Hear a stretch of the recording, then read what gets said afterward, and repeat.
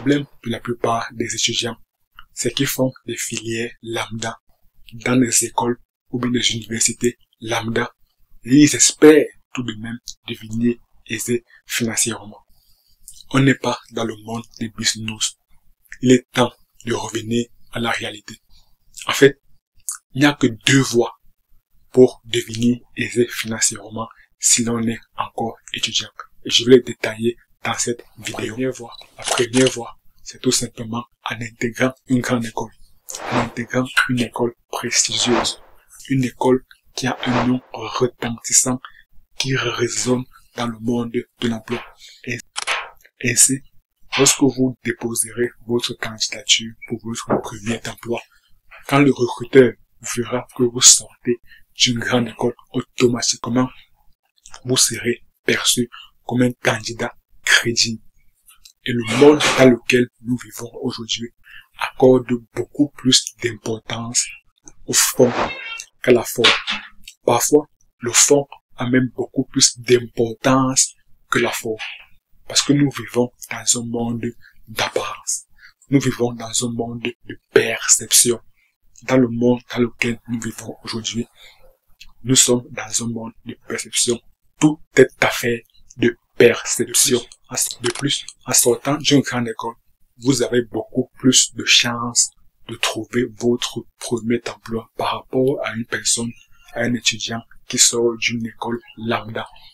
Et également, vous avez beaucoup plus de chances d'avoir un salaire, votre premier salaire beaucoup plus élevé par rapport à un étudiant qui sort d'une école lambda. Tout simplement parce que vous êtes un pur produit d'une grande école. Et une grande école a un lobby assez puissant. Un autre avantage d'intégrer une grande école, c'est que vos camarades seront les leaders de demain. Parce que figurez-vous que les gens qui nous dirigent aujourd'hui, nos dirigeants actuels, sont des produits des grandes écoles.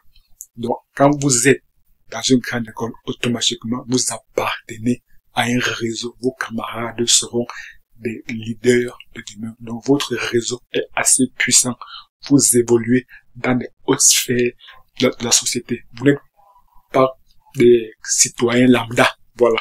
Vous n'êtes plus des citoyens lambda. Vous êtes déjà dans ce qui se fait de mieux. Vous êtes déjà dans la crème de la crème. Et comment faire donc pour intégrer une grande école lorsqu'on est issu d'une école que j'ai qualifiée d'école lambda, dans une école qui est très très peu connue au bataillon. En réalité, il y a deux principales voies pour le faire. La première voie, c'est par voie de concours. La seconde voie, c'est par étude de dossier.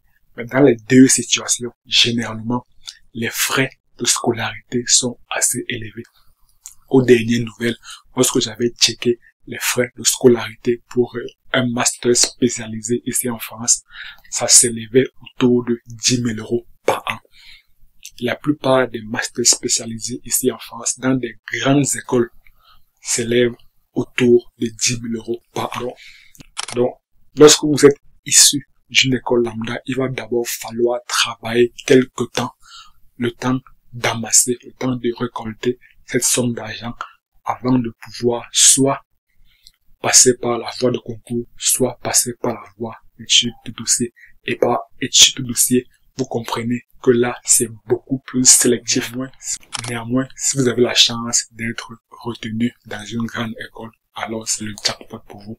Vous intégrez un réseau beaucoup plus pertinent, vous intégrez un grand réseau et également, vous aurez beaucoup plus de perspectives intéressantes pour votre future carrière professionnelle.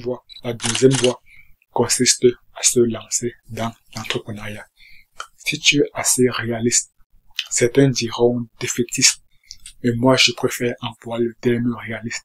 Si tu es assez réaliste et si tu sais au fond de toi que tu n'as pas les aptitudes pour intégrer une grande école, ou alors si tu ne veux pas devenir riche ou bien devenir aisé financièrement à l'âge de 50-60 ans et que tu veux plutôt devenir riche dans un avenir proche, tu veux plutôt devenir riche étant jeune, alors tout simplement tu dois te lancer le plus rapidement possible dans l'entrepreneuriat.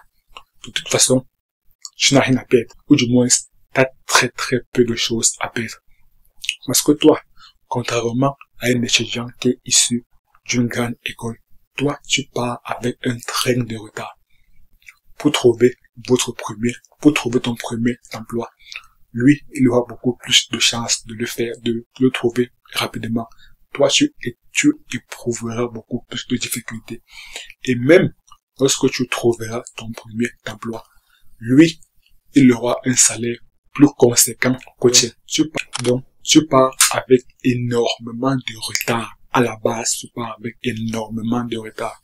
Et comme tu pars avec énormément de retard et que tu veux avoir son niveau de vie plus tard, alors clairement, si tu es assez réaliste, tu dois savoir que la seule solution qui te reste, c'est tout simplement de te lancer dans l'entrepreneuriat, c'est de créer un business.